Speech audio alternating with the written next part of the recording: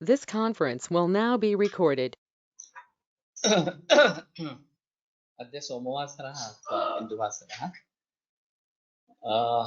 निज अश्विन शुद्ध तृतीया दिनांक 19 ऑक्टोबर 2020 चरक सूत्रस्थान अध्याय 27 शिंबी धान्य वर्ग शंखं चक्रं जलौकान् दधतमृतघटं चारुदौर्भिश्चतुर्भिः सूक्ष्मस्वच्छातिरुद्यांशकपरिविलसन् मौलिमं भोजनेत्रं कालाम्भोदोज्ज्वलाङ्गं कटितटविलसच्चारुपीताम्बराढ्यं वन्दे धन्वन्तरिं तं निखिलगगवनप्रौढदावाग्निलीनं प्रौढदावाग्निलीलम् ब्रह्मणो हि समारब्धा मात्रेयाद्येषु पूजिताम् अस्मदाचार्यपर्यन्तां वन्दे गुरुपरम्पराम् आयुर्वेदरतं वन्दे माधवाख्यं महागुरुम् आयुर्वेदामृतं सर्वं शिष्येभ्यो यः प्रदत्तवान् द्रष्टाज्ञानी दृष्टकर्मा कृतकर्मा तथैव च अध्यापको ऋषक्श्रेष्ठो महान् संशोधकस्तथा गुणैरेतैः समुदितैः यत्कार्यं प्रतनोद्दिशः समृद्ध्यर्थं हि कार्यस्य वयं प्रयतामहे सरस्वत्यै नमो यस्याः प्रसादात् पुण्यकर्मभिः बुद्धिदर्पणसङ्क्रान्तं जगदध्यक्षमीक्षते आत्रेयं प्रथमं वन्दे आयुर्वेदजगद्गुरुम् आयुर्वेदामृतं सर्वं गृहीत्वा हि सुरेश्वरात् अग्निवेशादिकेभ्यो यत्प्रयच्छत्नं सत्तमः प्रथमं तन्त्रकर्तारम् अग्निवेशं नमाम्यहम्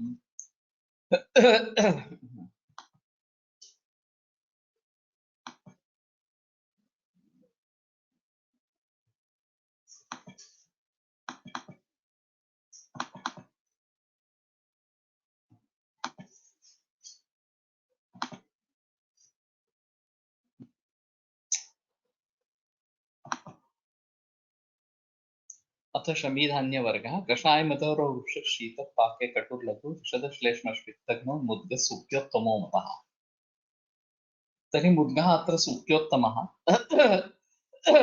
कषायमुदः वृक्षः शीतः पाके कटुः लघुः विशदः श्लेष्मपित्तघ्नः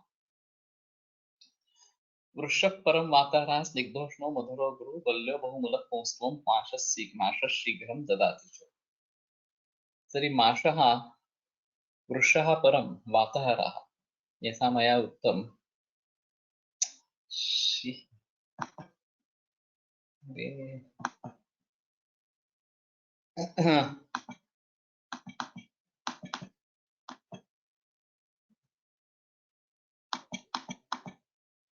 वातः परम् अथवा वृक्षः परम् उभयथापि ग्रहीतुं शक्यते स्निग्धोष्णः मधुरः गुरुः बल्यो बहुमलः यथा सर्वाङ्गात् स्फुटतीर्थे इत्येतस्मिन् अनुभवविषये मया निगदितम् माशा शीघ्रं पुंस्त्वं ददाति एतदपि महत्त्वपूर्णम्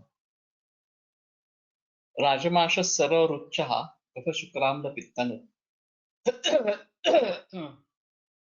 Rajamashe is generally translated as Chavadi.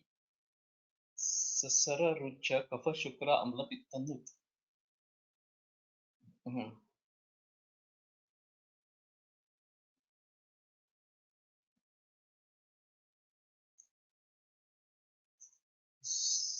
So ये कफा शुक्र और अम्ल पित्त इन सभी में राजमाश उपयुक्त है स्वादु वातलः रुक्षः कषायो विशद और गुरु स्वादु वातल है रुक्ष कषाय विशद और गुरु उष्णा कषायः पाके म्लाः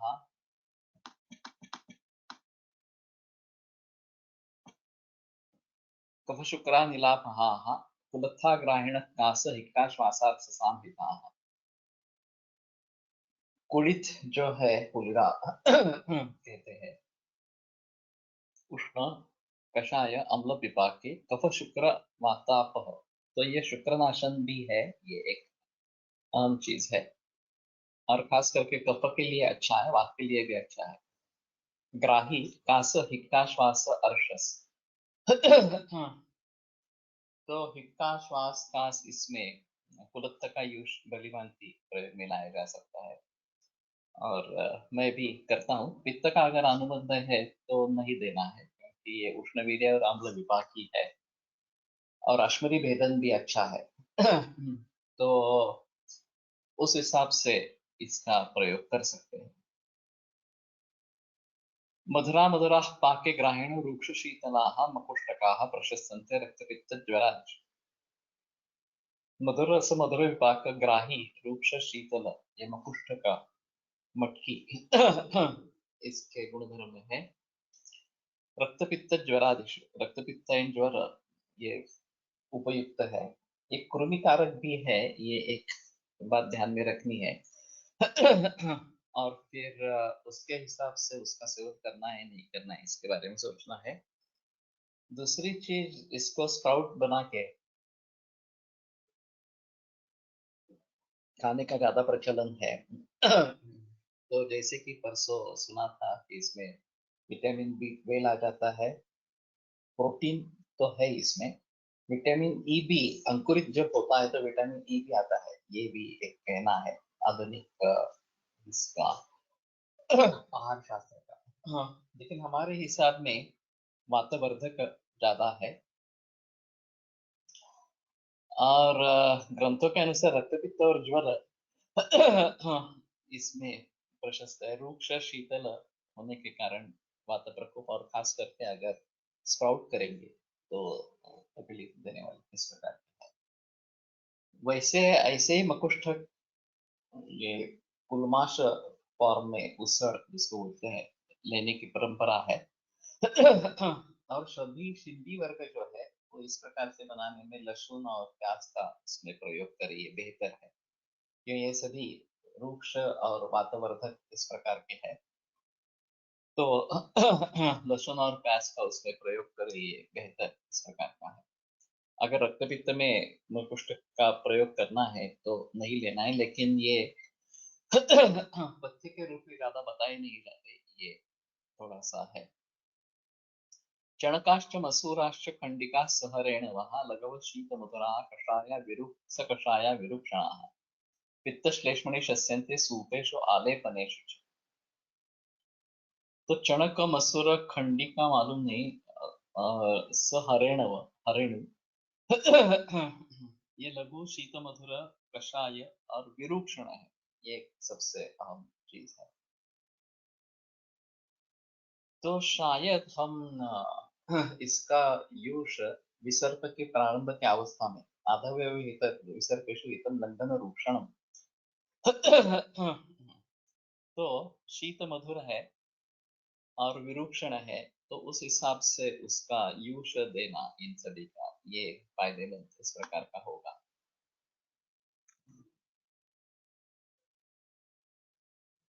कडधान्यात उसळीत लिंबू पिळून घेतले जाते।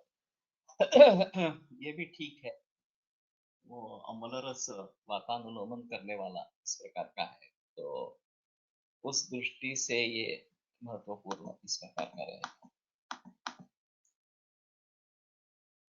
तो पित्त श्लेष्मणि शस्यन्ते, इनका पित्त और कफ में प्रयोग प्रशस्त है। और सूपेशु आलेपनेषु च, सूप बनाने में या आलेपन में भी ये अच्छे हैं। तो चणक का प्रचलन वहाँ उत्तर प्रदेश में ज्यादा है, पंजाब उत्तर प्रदेश वगैरह इस प्रकार। मक्की मकई की रोटी और चने की दाल, ये रोटी चनाई और शायद साउथ में भी प्रचलन है। मलेशिया में वेजिटेरियन फूड मिलना काफी मुश्किल होता है, तो उसमें सुबह ये रोटी चने मिलती है। मक्के की रोटी और हरभरे की सब्जी यानी कि दाल, हरभरा की दाल, चने की दाल, और काफी अच्छी रहती है।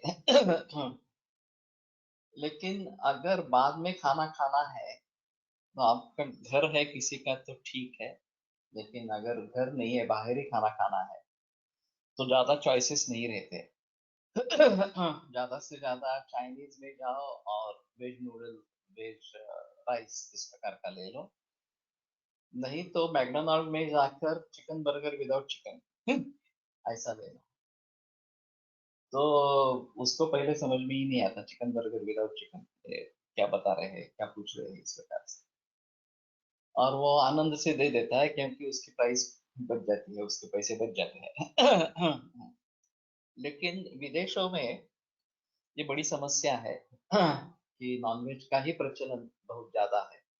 एक फालाफेल किचन करके होता है, जिसमें ये टर्किश ब्रेड और उसमें फिलिंग रहते हैं सैलेड जैसे। तो ये एक अच्छा ऑप्शन है फालाफेल, अगर कहीं पे मिलता है वो। मलेशिया में तो हमने नहीं देखा, लेकिन यूरोप में, जर्मनी, ऑस्ट्रेलिया, ऑस्ट्रेलिया वगैरह देश कंट्रीज में फालाफेल मिलता है इस प्रकार का। तो इसमें ये रोटी चने ये भी एक अलग चीज है, जो मलेशिया में खास कर मिलती है। और यूपी पीपल यूज दिस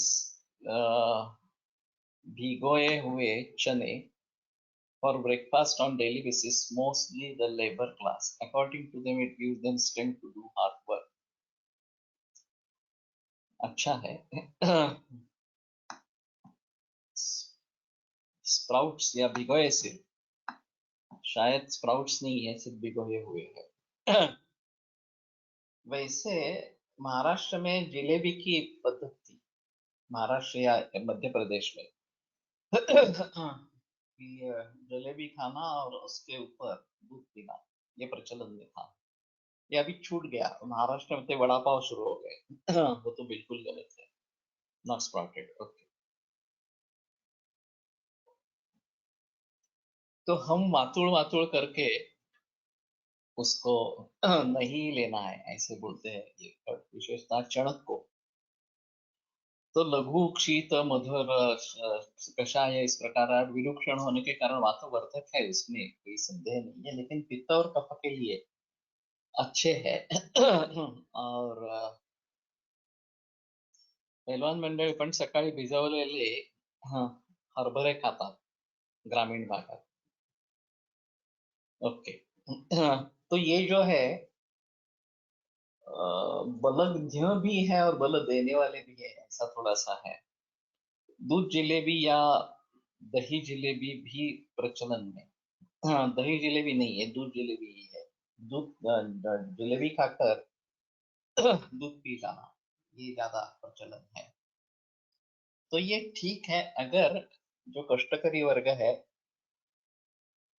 और उन्हें ताकत चाहिए, हाँ, तो ये अच्छा चॉइस इस प्रकार का है।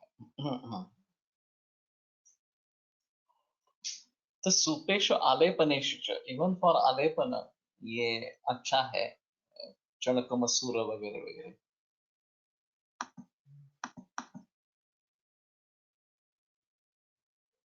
तेषा मसूर संग्राही कलायो वातल परम। तो मसूर संग्राही है, इसलिए प्रमथ्या के रूप में अतिसार में मसूर का प्रयोग आता है। मैं भी बताता हूँ। कलायो वातल परम, कलाय जो है वो सबसे ज्यादा वातकर इस प्रकार का है। अरबी है ऑफ सीजन फ्रोजन पीस, मटर, ये मिलते रहते हैं। और पाव भाजी वगैरह में इसका ज्यादा प्रचलन है। तो ये सबसे बड़ा वात प्रकोप इस प्रकार का करने वाला है। चरक विष्टन भी होतो, पण त्यासाठी काय उपाय योजना? चणा चणा चणक विष्टन भी होतो।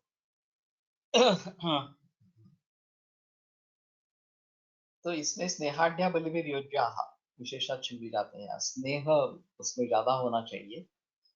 और लहसुन और प्याज इसका प्रयोग करेंगे तो उसका वातकर्तृत्व जो है थोड़ा कम हो जाएगा इस प्रकार। अभी ये दूसरा एक आता है,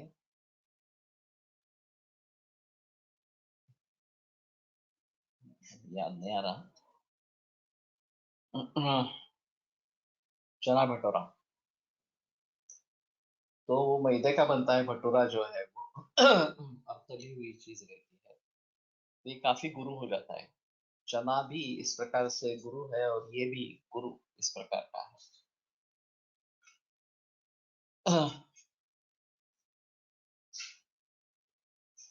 स्निग्धोष्ण मधुर तिक्त कषाय कटक तिल। तिल जो है छोले भटूरे ये स्निग्ध उष्ण मधुर तिक्त कषाय कटु, ये चार रस है। बच्चा केश्यश्च बल्यश्च वातग्न कफपित्त।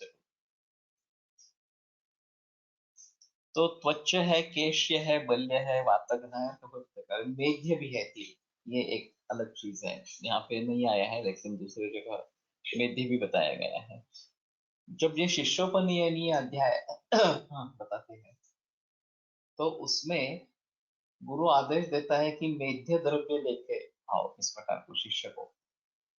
तो हमने इस दृष्टि से कुष्मांड ये शुरू किया था, कुष्मांड की बड़ी उसमें प्रसाद के रूप में रखने के, और वो गुरु उसको प्रसाद के रूप में दे देता है बाद में इस प्रकार से। लेकिन इस प्रकार से तिल का भी अगर पिराची बड़ी इस प्रकार से बनाते हैं तो वो भी एक मेध्य हो जाएगा। और संक्रांति के नजदीक ये है गुरुकुल आरंभ होता है, तो ये आसान होता है, आसानी से तिलगुड़ या तिराची बड़ी मिल सकती है इस प्रकार से। और ये तिल विचित्र प्रत्यय रत्न द्रव्य है। तो कफ पित्त कृत है और वात शामक अच्छा इस प्रकार का है। तो उसी के बारे में थोड़ा सोचना पड़ेगा। मधुरा शीतलो गुरुभ्यो बलज्ञो रूक्षात्मिका सस्नेहा बलभिर्योज्या विविधा शिंबी जातयः। तो ये शिंबी जाति जो है सभी मधुर शीत गुरु बलज्ञ और रूक्षणात्मक, तो बल का नाश करने वाले इस प्रकार का है। तो स्नेहा सस्नेहा बलभिर्योज्या,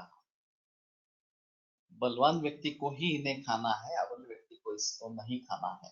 अभी जो प्रोटीन डाइट का प्रचलन चल रहा है, प्रोटीन ज्यादा होना जरूरी है डाइट में इस प्रकार, वो पचाने की शक्ति है या नहीं ये देखना भी बहुत जरूरी है। अगर पचाने की शक्ति नहीं है और प्रोटीन ही लेना है तो शायद यूश ये ऑप्शन ज्यादा अच्छा है, क्योंकि द्रव रूप होने के कारण ये ज्यादा भारी इस प्रकार का नहीं होता, और उसमें अगर हम व्यंजन डालेंगे तो ये ठीक है, स्वाद भी बढ़ता है और पचाने भी हल्का इस प्रकार का होता है। लेकिन ये जो अभी प्रचलन है चौरस आहार करके, एक हरी सब्जी होनी चाहिए, एक दही की कटोरी होनी चाहिए, रोटी होनी चाहिए, दाल होनी चाहिए, चावल होना चाहिए, वगैरह वगैरह इस प्रकार से। और फिर तुम्हें प्रोटीन, फैट, कार्बोहाइड्रेट वगैरह वगैरह सभी पदार्थ उसमें मिल जाएंगे। और विटामिन के लिए खासकर फल लेने चाहिए, ऐसा थोड़ा सा है। तो इसके बारे में थोड़ा ध्यान देना जरूरी इस प्रकार का है। तो ये कफ पित्तग्न है, वात प्रकोपक इस प्रकार के हैं, और इसीलिए शायद बलग्न बताया गया है। प्राकृतस्तु बलम श्लेष्मा विभूतो बल उच्च। प्राकृत कफ को बल कहा गया है और उसी को ओज भी कहा गया है। तो शायद ये बात बनती है कि ये कफ को नाश करने वाले हैं, इसलिए बलग्न इस प्रकार के है। अगर बलवान व्यक्ति है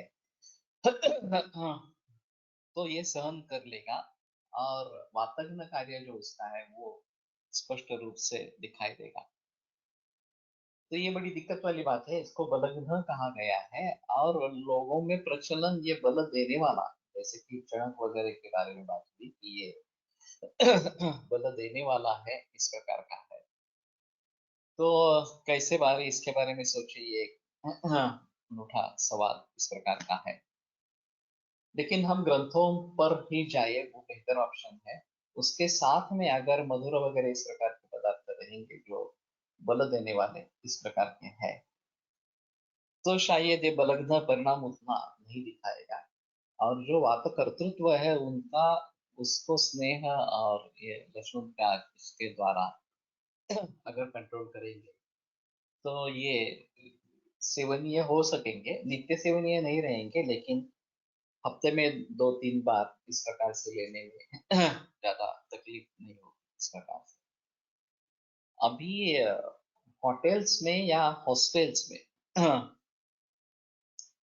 रेगुलर हरी सब्जी कम ही रहती है। होटल्स में तो ये बहुत सारे होटल्स में ये प्रचलन है कि हरी सब्जी होती ही नहीं, क्योंकि वो हर रोज लाना, कट करना और उसकी सब्जी बनाना ये काफी मुश्किल हो जाता है।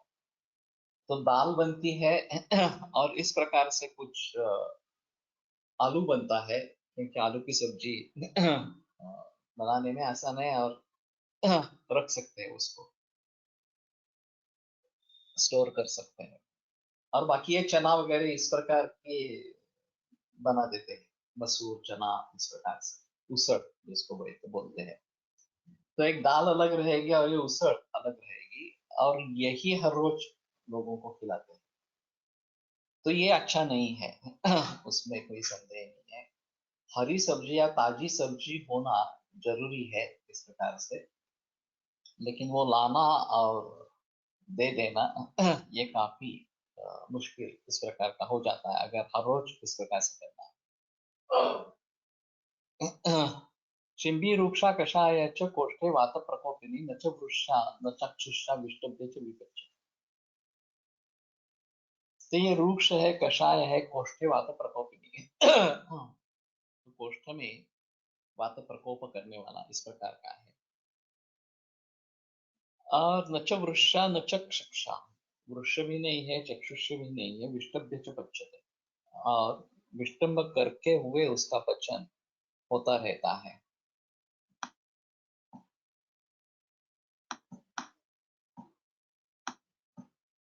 डी फ्लोअर हे जे आता सध्या आपण देतो ते पण नित्य सेवनीय नाहीये का? नाही ना, त्यात पण शिंदी वर्गातले द्रव्य आहे। ये सही है। ये प्रयोग जो उसका है वो डायबिटीज के लिए है, ये एक अहम चीज है। अभी डायबिटीज में और प्रमेह में अंतर करना चाहिए। ये हमारी बड़ी समस्या है कि एलोपैथी में एंटी डायबिटिक चाहे टैबलेट हो या इंसुलिन हो, वो देने पर शुगर पे तुरंत काबू पाया गया ऐसा दिखता है। कुछ लोग ऐसे होते हैं कि जो इसको ये नहीं करते, इससे उनका उनके ऊपर परिणाम नहीं होता। लेकिन आमतौर पे एलोपैथी पॉपुलर क्यों हो गई, इसका एक अहम कारण है कि सिम्टोमेटिक, और ये सिम्टम केवल लक्षण जो रुग्ण संवेदी है वैसे ही नहीं, pathological symptom. High blood pressure है, हाई शुगर लेवल है, हाई थायराइड है या हाइपो हाइपर थायराइड है, ब्लड प्रेशर ज्यादा है वगैरह, इन सभी में ये दवा ले लो, आपका ये कंट्रोल हो जाएगा और सो कॉल्ड नॉर्मल तक आ जाएगा।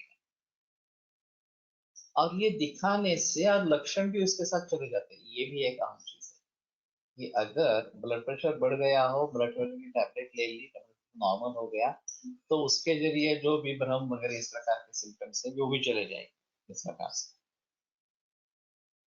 तो यहाँ पे ऐसा होता है कि देखो इस प्रकार का कार्य निष्पन्न हुआ है और ये हमने दे दिया, ये कार्य मिट गया इस प्रकार से, या सिम्टोमेटिक रिलीफ उसमें मिल गया।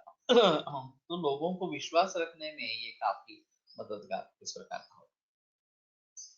हमारे दृष्टि से पहला कदम जो है संक्षेपक क्रिया है वो निदान परिवर्जन, ये है कि निदान का त्याग करना इस प्रकार से। इसलिए निदान ढूंढना चाहिए। बहुत सारे आयुर्वेदिक प्रैक्टिशनर्स भी डिटेल हिस्ट्री नहीं लेते हैं, तो क्या निदान ढूंढेंगे, कारण क्या ढूंढेंगे इस प्रकार से। और वो भी एलोपैथी जैसे सिम्टोमेटिक रिलीफ दवाइयों के प्रयोग से जो रोग प्रतिनीक इस प्रकार की दवाइयां हैं उनके द्वारा अगर सिम्टोमेटिक रिलीफ देते हैं, तो ये एलोपैथी हुई है, आयुर्वेद नहीं रहा इस प्रकार से।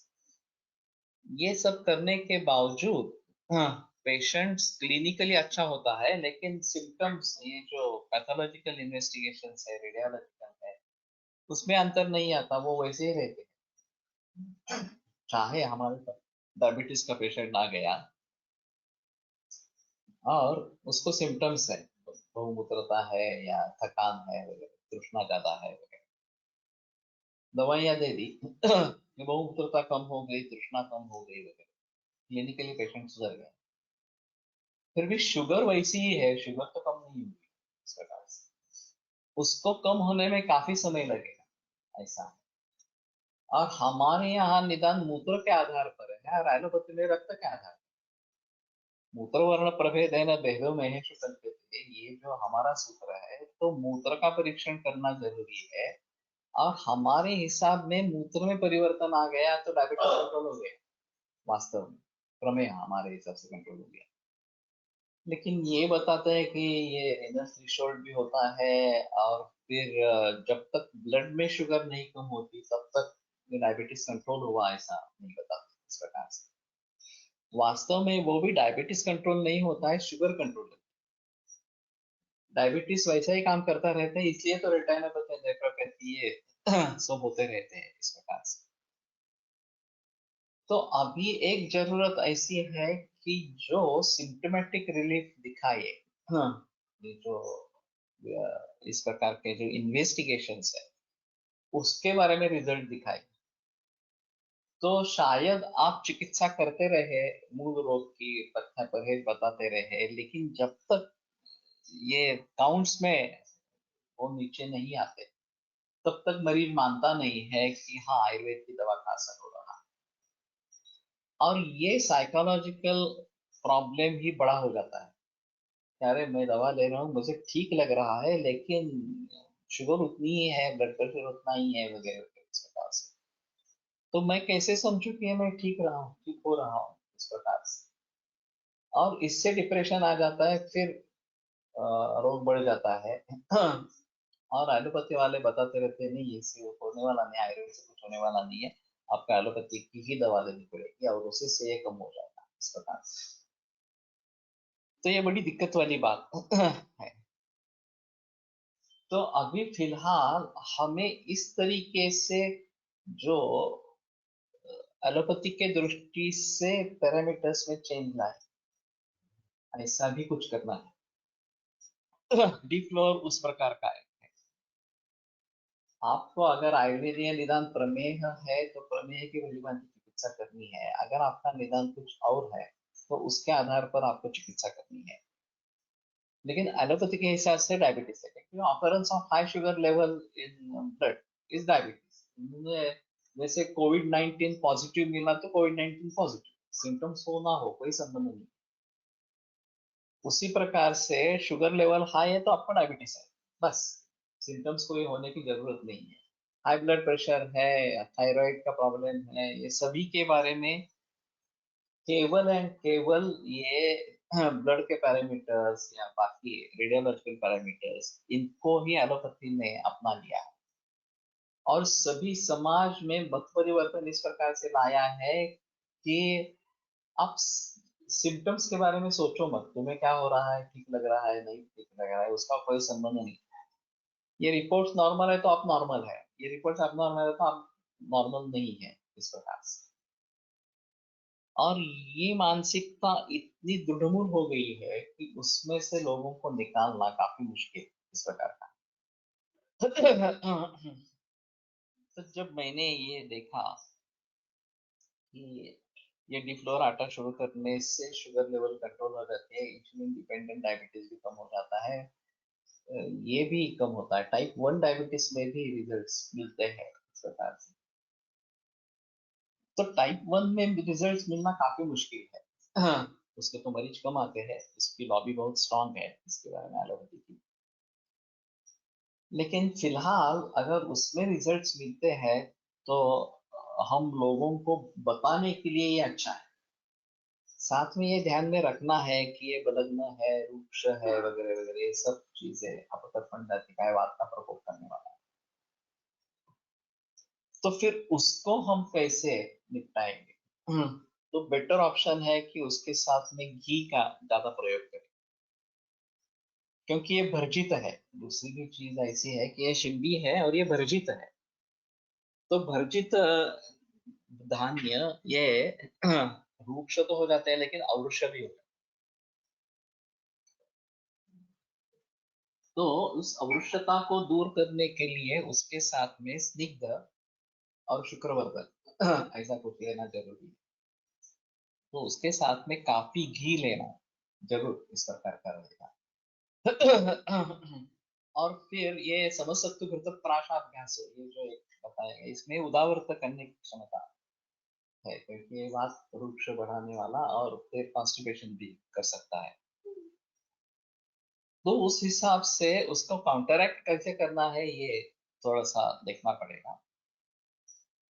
तो एक दफा समसत्व घृत प्राशाभ्यास इस प्रकार का अगर कहीं की घी की मात्रा उसमें ज्यादा इस प्रकार की हो जाती है और उदावर्त हर है, तो मैं अभी थोड़ा सा इसके बारे में जिक्र कर रहा हूँ कि ये सिम्टोमेटिक रिलीफ यानी कि काउंट्स में कमी जरूर लाता है। तो ठीक है कि उसको शुगर कम करना कराने के लिए करे और साथ में उसके दुष्परिणाम न हो इसके लिए प्रयास करते रहे। व्यवहारात उलटे विचार अबाउट आहार कसे रुजले आहेत, फॉर एक्झाम्पल दही शीत आहे उष्ण ऋतूत खावे, चणे बल देणारे एक्सेट्रा, उपलब्ध वस्तूचे विकण्यासाठी एटसेट्रा काही कारणे असतील का? इसमें ऐसा है, ऑथेंटिक आयुर्वेद करने वाले बहुत कम लोग हैं जिनका ग्रंथों से संबंध है और उसी के द्वारा प्रचार प्रसार करते रहते हैं इस प्रकार से। तो वो बता सकते हैं कि क्या सही है क्या नहीं है इस प्रकार। ये जो है वेणुमाधव शास्त्री जोशी की एक किताब है, याद नहीं, गवर्नमेंट की पब्लिकेशन है और उन्होंने काफी जिक्र किया था आहाराने रोग हरा, आहार रहस्य भाग 1-2 और आहार रहस्य भाग 1 से 5, ये रमेश नागर की किताबें हैं। उन्होंने क्या किया है कि गुणधर्मों के बारे में कुछ बताया नहीं, डायरेक्ट उपयोग के बारे में बताया कि ये इसमें प्रयोग कर सकते हैं और इसमें ये सावधानी बरतनी है वगैरह वगैरह इस प्रकार से।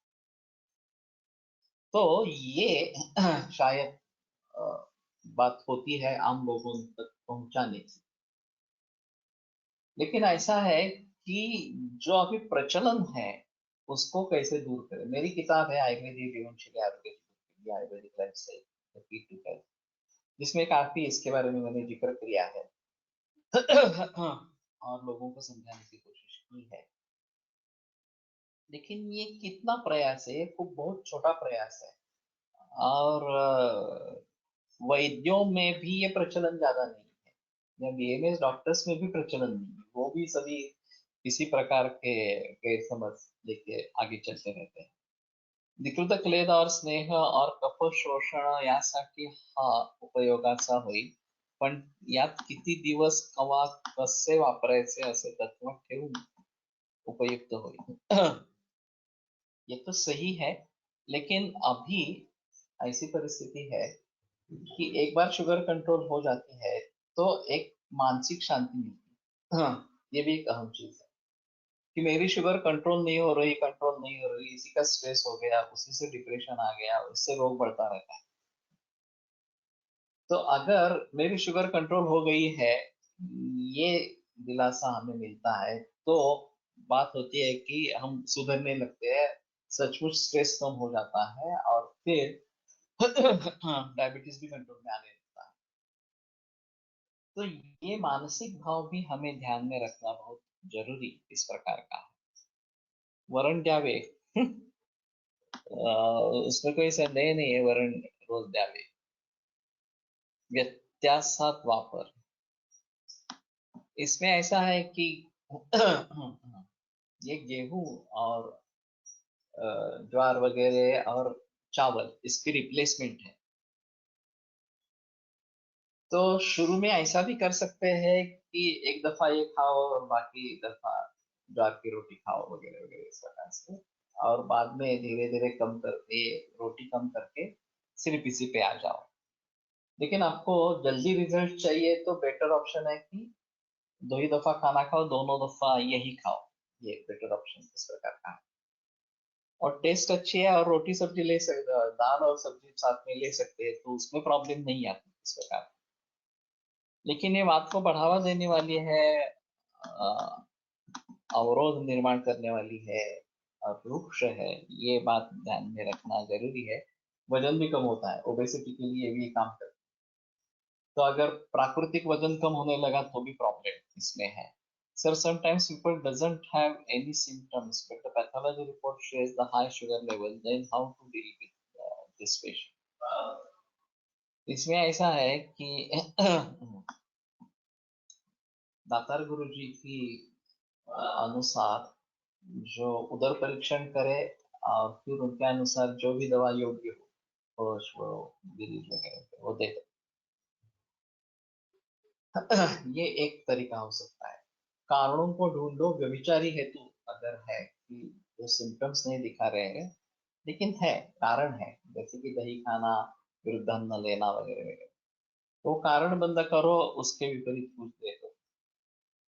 तीसरा जो है वो पंचकर्म और रसायन करो, कौन सा भी रोग हो।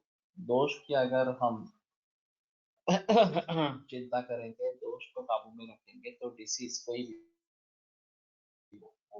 अ, काबू में आ जाएगा इस प्रकार से। केवल ये जो पंचकर्म को दाद न देने वाले जो विकार है उनको छोड़कर, आड्यवाद, ये सूर्यस्तंभ जैसे, उनको छोड़कर बाकी विकारों में दोष पर अगर काबू पाएंगे तो वो काम हो जाएगा इस प्रकार।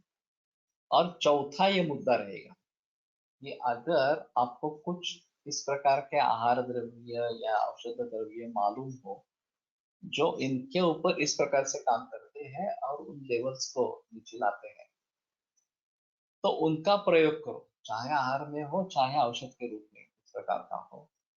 तो लोग इन्वेस्टिगेशन फिर से करेंगे तो पता चलेगा हाँ ये काम कर रहा है इस प्रकार। हर्डीकर जी की परंपरा में चने के आटे का बना हुआ मगज, जो शर्करा और घृत तीनों समान मात्रा में मिला के बनता है, वो अच्छा पुष्टिकर है और काफी मरीजों को देते थे।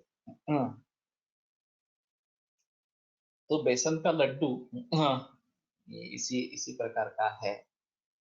और घृत और शर्करा साथ में होने के कारण चने के जो दुर्गुण है, उसके जो अपाय होने वाले हैं वो कम नहीं रहेगा। विकृत क्लेद और स्नेह और कफ शोषण यासाठी हा उपयुक्ताचा होईल, पण यात किती दिवस व कसे वापरायचे असे तत्व ठेवून उपयुक्त होईल। तो यही है, दवा के जैसा प्रयोग करना, आहार के जैसा नहीं करना। वैसे हम कर रहे हैं आहार में, लेकिन दवा जैसे ये अपना कार्य होने पर, संपन्न होने पर उसको रिड्यूस करके बंद कर देते हैं, उसी प्रकार जब ये सेट हो जाएगा, शुगर लेवल सेट हो जाएगी, तो फिर से जो नित्य सेवनीय है वही सेवन करना है। चाहे ज्वार की रोटी हो या गेहूं की रोटी हो या पुराना चावल इस प्रकार का हो, तो उसी को सेवन करते रहेंगे तो ये प्रॉब्लम इस प्रकार की नहीं आएगी। लेकिन ये एक हमारे लिए अहम मुद्दा है अभी कि लोगों को रिजल्ट्स कैसे दिखाए। लोगों का मतलब है कि ये मेरा शुगर लेवल इतना था और ये कम नहीं हो रहा, तो आपकी दवा काम नहीं कर रही। ये जो लोगों का प्रचलन है, जो लोगों में प्रचलन है तो उसको हम कैसे निपटाएंगे, ये सबसे अहम समस्या है। और इसलिए इस प्रकार के अगर कुछ प्रयास है, हमारा एक प्रॉब्लम क्रिएटिनिन, पोटेशियम, फास्फोरस, इसके बारे में भी है किडनी फेलियर, कि क्रिएटिनिन कम हो गया थोड़ा सा लेकिन फास्फोरस बढ़ गया, क्रिएटिनिन कम हो गया लेकिन पोटेशियम बढ़ गया। अब पोटेशियम किस डाइट में है ये देखना, बंद करना, ये सब करने के बावजूद भी ये नहीं हो रहा इस प्रकार से। और फिर अगले वाले रिपोर्ट में देखता है कि फास्फोरस बढ़ गया इसलिए क्रिएटिनिन बढ़ गया, या फिर पोटेशियम बढ़ गया इसलिए क्रिएटिनिन बढ़ गया इस प्रकार से। तो ये जो परिस्थिति है वो कैसे निपटाएंगे। और लोगों को चाहिए कि हाँ, सिम्टोमेटिकली रिलीफ है, सूजन चली गई है, सांस लेने में तकलीफ नहीं है, इस प्रकार से उत्साह बढ़ गया है, दूध जा रहा है। लेकिन फिर भी ये पोटेशियम, फास्फोरस, क्रिएटिनिन, यूरिया ये कंट्रोल नहीं हो रहे, या कुछ कंट्रोल हो रहे हैं, कुछ नहीं हो रहे हैं, तो दिक्कत वाली बात हो जाती है। तो इन सभी के बारे में आयुर्वेद के दृष्टि से कैसे सोचना, ये एक अलग तरीका रहेगा कि पोटेशियम क्यों बढ़ता है, पोटेशियम हाई वाला डाइट कौन सा है, ये एक देखना पड़ेगा। और दूसरी चीज, उसका पचन किस प्रकार से हो, इसके बारे में सोचना। अगर हम मानकर चलते हैं कि किसी एक चीज में पोटेशियम ज्यादा है, तो उसके पाचन के लिए क्या अजीर्ण मंजरी में क्या मिलता है क्या? अगर मिलता है तो उसका प्रयोग करेंगे तो शायद पोटेशियम कम हो जाए। यही बात फास्फोरस की इस प्रकार की है, केले में फास्फोरस ज्यादा है। फास्फोरस के पचन के लिए इलायची बताई गई, तो मैंने थोड़ा सा प्रयोग किया कि फास्फोरस बढ़ रहा है तो इलायची हर रोज खाने के लिए कहा, लेकिन फायदा नहीं हुआ, फास्फोरस कम नहीं है। तो एक उदाहरण से तो नहीं बता सकते कि किसी प्रकार से नहीं होगा, लेकिन ये एक अलग अभ्यास रहेगा। और उसको हम कैसे करेंगे, शायद ट्रेडिशनल जो भी पदार्थ बनते हैं उसमें इनका विचार किया होगा। जो भी हमारे ट्रेडिशनल पदार्थ इस प्रकार के हैं, तो उसमें मूल द्रव्यों के गुणधर्मों पर नजर रखते हुए उसके साथ में जो सहयोगी द्रव्य दिए जाते हैं, जो संस्कार अलग से किए जाते हैं, तो उसके बारे में हम सोच सकते हैं। और उनका प्रयोग करेंगे तो शायद ये जो पैथोलॉजिकल इन्व्हेस्टिगेशन हम सुधार लोगों को दे सकेंगे। भावप्रकाश इत्साची ग्रंथामध्ये धान्य, शिंबी धान्य बल्य सांगितले आहे कि बलग्न, मैंने मुझे अभी तो याद नहीं है, लेकिन देख कर बताए क्या बताया है। हमारे हिसाब में यथा पूर्व मुनिनाम प्रामाण्य यही बेहतर है। तो जो पहले वाले मुनि है चरक सुश्रुत, उनको प्राधान्य रहेगा। आगे वाले के जो ग्रंथ है उनका प्राधान्य नहीं रहेगा, महत्व उनका कम रहेगा। केवळ मुद्ग हेच शिंबीमध्ये श्रेष्ठ सांगितलेले आहे, त्यामुळे चणा जिथे जिथे वापरतात तिथे तिथे मुद्ग वापरणे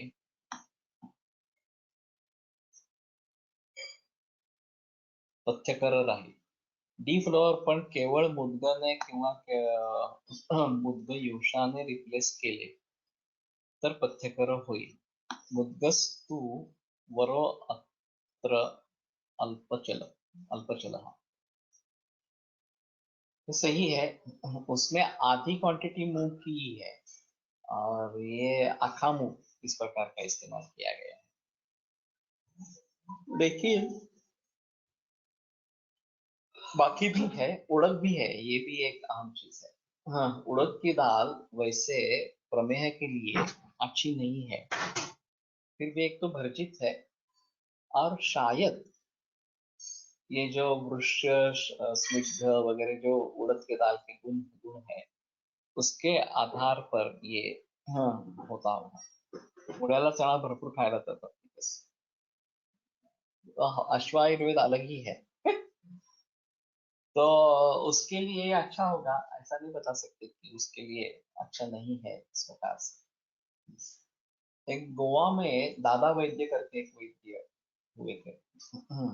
और गोवा पोर्तुगीज सरकार ने उनका स्टैचू बनाया था, खड़ा किया है, अभी भी है ये। तो ये मशहूर थे मूत्र परीक्षा के बारे में, और जो भी मरीज मरीज को लेके जाने की जरूरत नहीं थी कि उसका मूत्र लेके जाना, वो बैठे रहते थे और कंपाउंडर वो मूत्र उनके सामने फेंक देता था पृथ्वी पर, और फिर वो पढ़ते हुए देखकर वो बता देते थे कि हाँ इसके लिए ये दवा दे दो। और काफी रिजल्ट्स अच्छे थे कि केवल इस प्रकार से परीक्षण करने से, बाकी कुछ भी परीक्षण नहीं, फिर भी ये रिजल्ट्स अच्छे आते थे और पोर्तुगीज सरकार ने उनका स्टैचू बनवाया, ये भी एक अहम चीज इस प्रकार की। और वैसे तिबेटन आयुर्वेद ने मैंने सुना कि वो भी मूत्र परीक्षा के ऊपर 200 गुणों का अंकों का परीक्षा अंकों की परीक्षा रखना चाहते थे। तो उनका कहना था कि उनके यहाँ काफी इसके बारे में ग्रंथों में वर्णन है, तो वो कर सकते हैं। डीप फ्लोर एक प्रोडक्ट है, अभी स्वाति मोहित है, हाँ, उसका जिक्र कर रही है, वो बना रही है बड़े पैमाने पर, और हमारे क्लिनिक में भी हमने रखा है, और बहुत सारे मरीजों का भी चालू है इस प्रकार से। तो ये मेनली शिंपी धान्य का ही है, बाकी नहीं है, और मूंग उसमें प्रधान है। पूरा फॉर्मूला तो उसने डिस्क्लोज नहीं किया है सिर्फ ऐसा ही बताया है इस प्रकार से। और ये केवल एंड केवल शुगर कम करने के लिए ही है।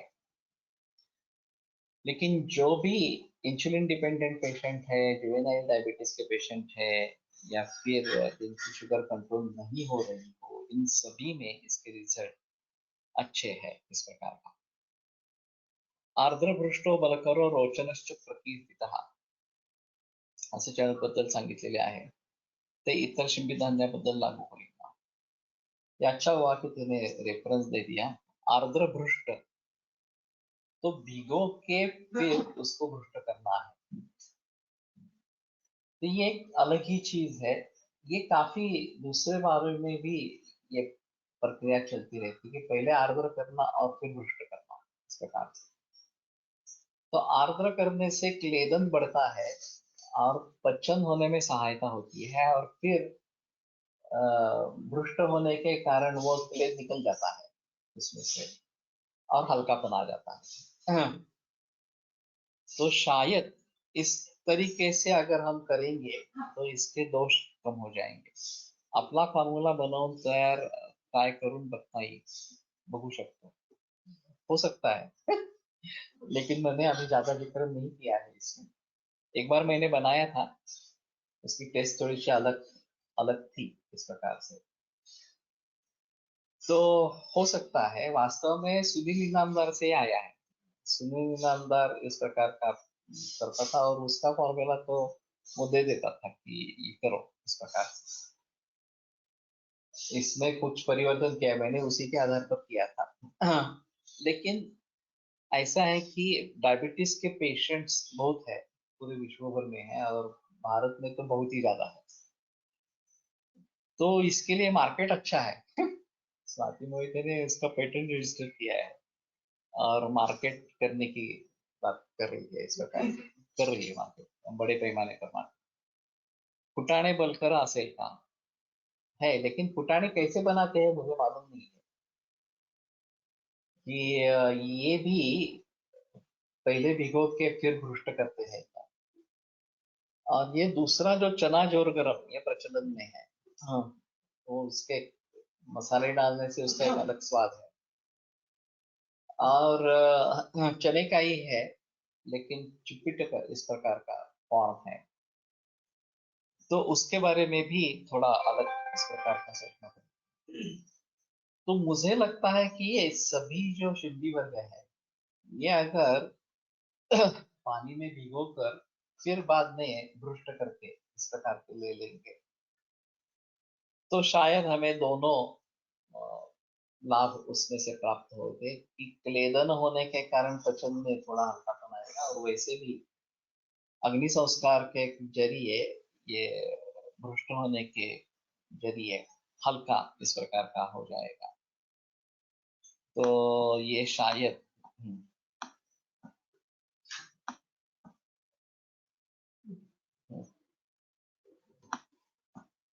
चणको हरिमंत स्यात् सकल प्रिय इत्यपि चणक शीतलो वृक्ष पित्तरक्त कफापः लघु कषायो विष्टंभी वातलो ज्वर नाशनः।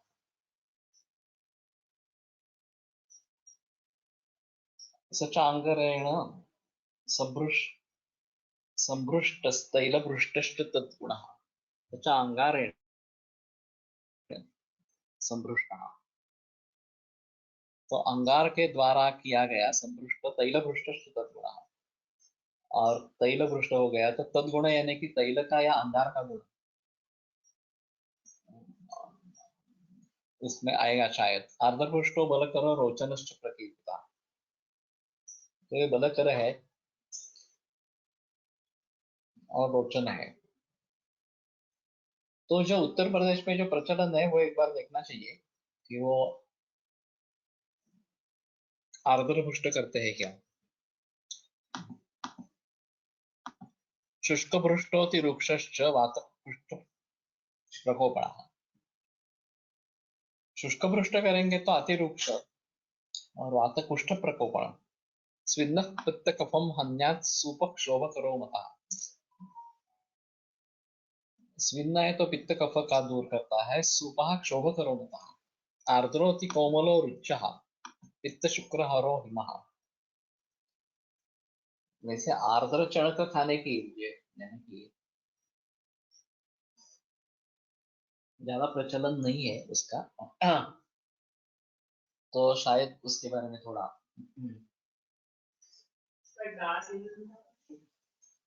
नहीं, कलाय खाते हैं इस प्रकार से। हरभरा पण खातात नुसता असा, डाळी भिजवून झालं हे मुळात ना अर्धा अशा स्वरूपाचा। स्विन्न पित्त कफम हन्यात सूपः क्षोभ करो मतः, आर्द्रोति कोमलो रुच्चः पित्त शुक्र हरो हिमा, कषायो वातरो ग्राही कपित्त हरो लघु। तो अच्छा हुआ कि ये रेफरेंस यहाँ पे दे दिया। तो मेरे ख्याल में अगर प्रयोग करना है तो आर्द्र पृष्ठ इस प्रकार का करना बेहतर है। अभी एक बार देखना चाहिए कि ये किस प्रकार से बनाती है स्वाति मोहिते। वो भ्रष्ट तो करती है लेकिन मेरे ख्याल में शायद डायरेक्ट भ्रष्ट करती है। तो आर्द्र भ्रष्ट करके देखेंगे कैसा करना होता है। और फिर ये थोड़ा थोड़ा सभी का बारे में करेंगे, मूंग के बारे में करेंगे, उड़द के बारे में करेंगे वगैरह वगैरह इस प्रकार से। और शायद इसके क्या परिणाम होते हैं। I heard that Bajirao Peshwa was fond of eating phutane always. Okay. चना जोर उकळून नंतर भाजतात प्रेस करून, तो आर्द्र और भ्रष्ट ऐसा ही है।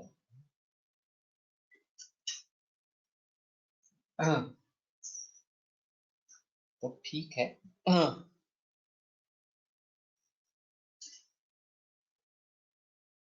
तो बाजार में जो पदार्थ मिलते हैं, एक तो अगर भूख लगी होती है टाइम पास के लिए, ज्यादातर लोग टाइम पास के लिए खाते हैं। लेकिन अगर भूख रहती है तो क्या खाए, ये बड़ी समस्या होती है। तो अगर इस प्रकार से बनाते हैं तो चना जोर गरम भी अच्छा ऑप्शन है खाने के लिए। ये थोड़ा सा सोच सकते हैं उसके बारे में।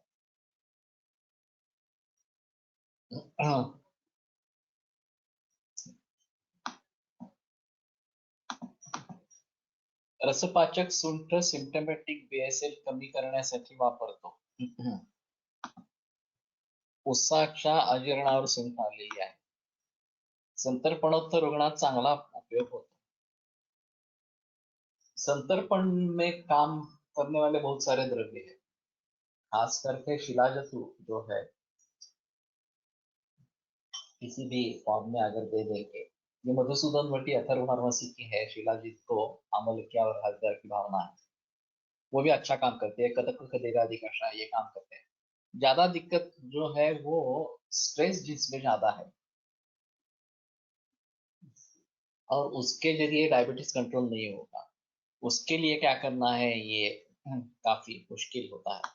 वसंत विषमाकर देते हैं, जटामौसी देते हैं, व्यायाम योगाभ्यास भी करने के लिए देते हैं, मेडिटेशन वगैरह। कुछ लोगों में फायदा होता है, ऐसा नहीं है कि फायदा नहीं होता। लेकिन ये सब करने के बावजूद भी शुगर लेवल कम नहीं है या नींद अच्छी नहीं आती, ये एक बड़ी समस्या है। और नींद नहीं हुई तो पचन नहीं है, पचन नहीं है तो ढेर पड़ेगा वगैरह वगैरह, इस प्रकार की चीजें होती रहती है। और उसका मूल कारण विचार, ज्यादा सोचना, ये भी है। तो इसके बारे में कैसे करेंगे, उसके बारे में थोड़ा चणा जोर गरम बऱ्याच वेळेला तळून करतात, काही जण भाजून पण बनवतात। मैंने जो खाया है वो भर्जित ही खाया है, ज्यादा कभी खाया नहीं। बचपन में कभी ऐसा ही घूमते वक्त सामने दिखाई दिया, खा लिया, ऐसा है थोड़ा सा। तिलक कृष्ण स्थितो रक्त सवन्योल्पतल स्मिता, तिलो रस्य कटुस्तिक्तो मधुरस्तुवरो गुरुः।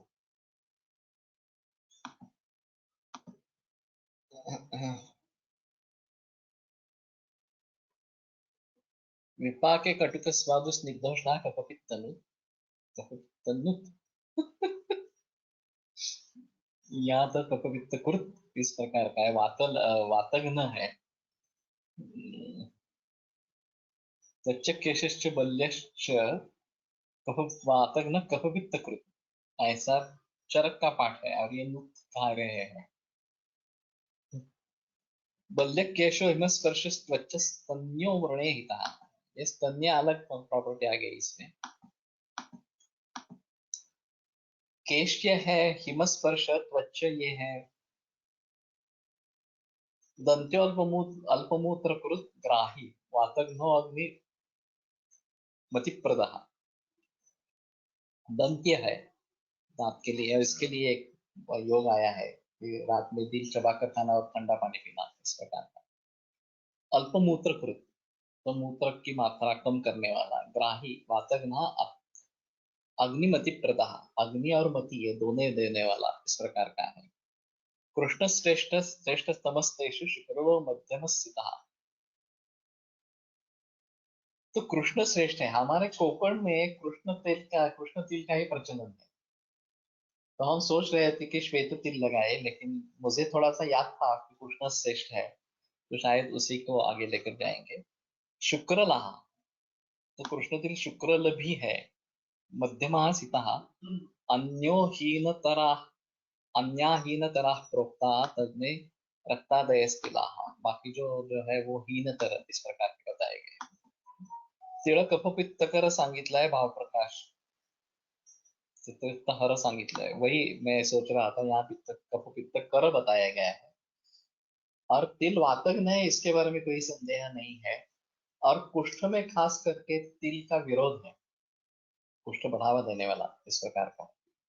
तिलपल्लातकम पथ्या गुणश्चेति स्मार्तकम, ये योग कुष्ठ में आता है। तो फणसलकर जी का ये कहना था कि तिल का प्रयोग इसलिए इसमें किया है कि वो गामित्व रहेगा कुष्ठ की तरह, और भल्लातक का एक्चुअली शमन करने वाला है। तो ये हरितकी उसमें जो है, हरितकी में काफी गुण है, लेकिन हरितकी कोष्ठ में लेके आकर उसको बाहर निकालने वाली है, क्योंकि गुड़ भी उसके साथ में है। तो ये बहुत प्रशंसा करते थे, बहुत अच्छा योग है, जिनको भल्ला तक सूट होता है उनके लिए अच्छा है। मैंने इस्तेमाल नहीं किया है, लेकिन बनाने में आसान है और कर सकते हैं। तो कफपित्त हर के बारे में संदेह है। तद्गुण म्हणजे चणकाचे गुण, असा अर्थ असेल का? ये भ्रष्ट के बारे में बताया था ना।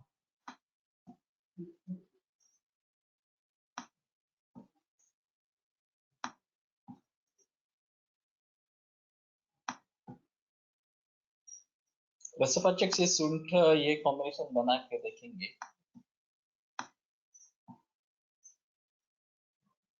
हम्म,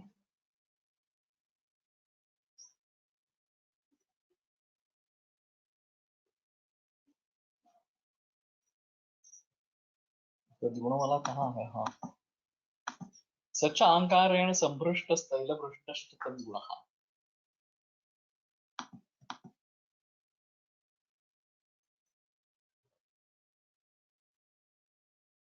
हम्म हम्म,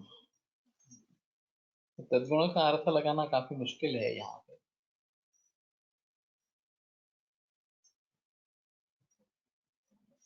और डायरेक्ट अंगार में उसका पचन करना मालूम नहीं है। हाँ, इस प्रकार का प्रचलन है क्या?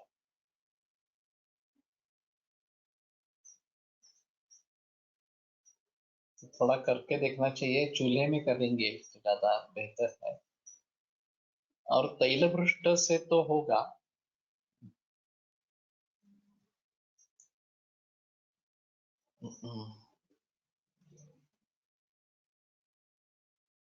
थोड़ा सा तद्गुण के बारे में थोड़ा सोचना ही पड़ेगा।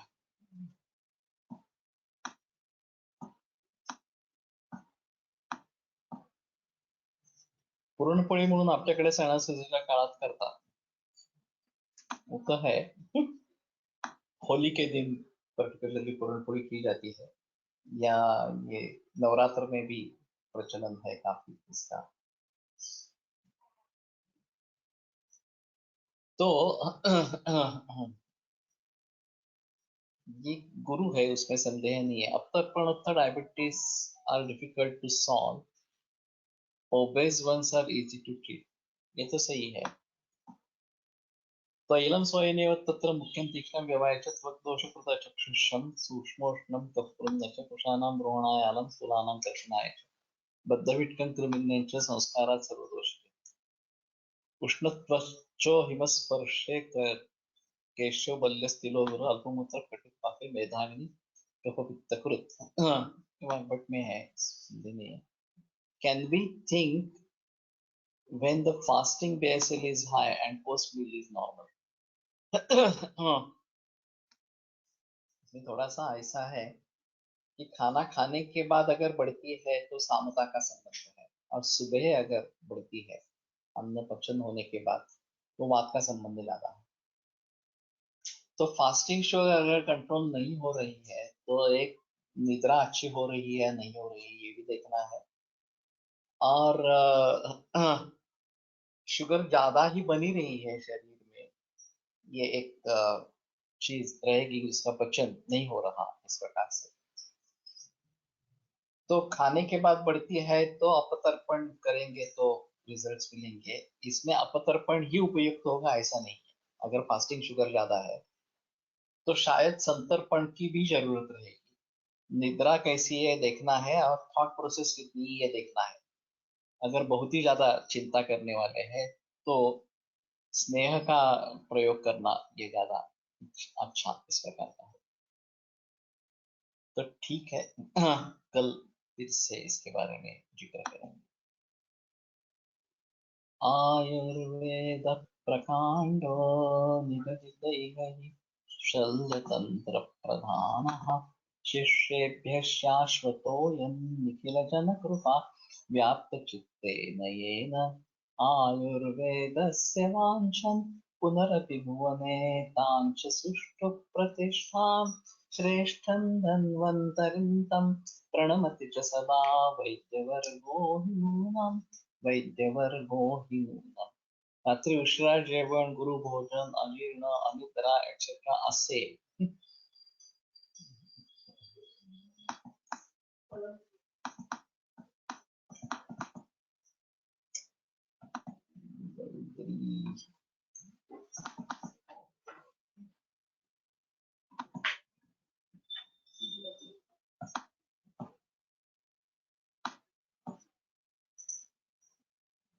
तर फास्टिंग बेअसेल वाढलेली आढळेल, ये तो सही है, तो देखना पड़ेगा उसके बारे में।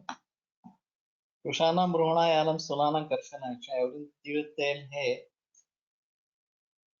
खप कफकृत पण आहे आणि कफघ्न पण आहे असे तीळ तेलाचे गुणधर्म आहेत असे समजावे। तसेच तीळ बद्दल पण घेऊ शकतो। टीकाकार ने इसके बारे में काफी स्पष्टीकरण दिया है, तो देखो स्रोतोरोध दूर करने वाला है इसलिए ये काम करता है। वैसे आसवरिष्ठ के बारे में भी इस प्रकार का वर्णन आता है, तो ये देख सकेंगे। ठीक है, अभी आज रुकते हैं, कल फिर से मिलेंगे।